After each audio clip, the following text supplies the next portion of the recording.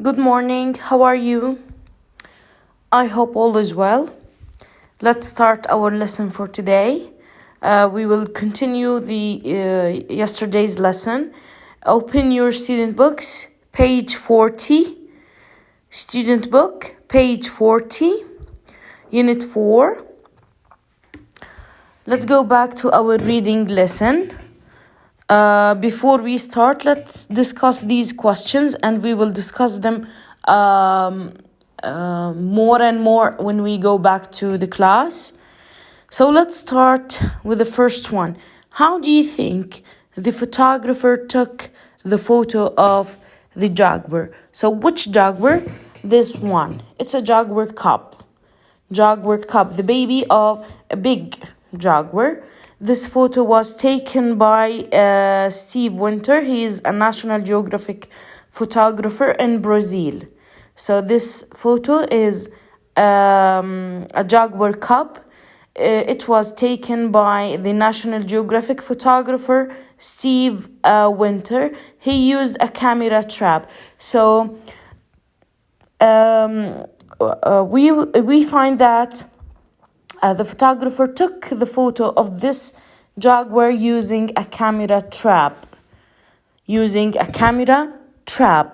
Let's move to number 2. What do you think the jaguar is looking at? In my opinion, I think the jaguar cub is looking to the camera. I think. Or looking at the photographer, or maybe it's looking to another animal, maybe, or something that attracted the jaguar's attention. We don't know yet. Number 3, do you think taking photos of wild animals difficult? Why or why not? In my point of view, I think taking photos of wild animals is difficult because the photographers face lots of difficulties during this job. For example, maybe they would face dangerous animals, or maybe they would have dangerous injuries. So I think it's a difficult job. As we read yesterday, the lesson is about camera traps. Let's start reading. I'm going to start reading the text. Please follow me. Camera traps. Technology is being used more and more in film and photography. For example, wildlife photographers sometimes use camera traps. When a photographer uses a camera trap, the camera is hidden. For example, in a tree or on the ground, so the animals cannot see it.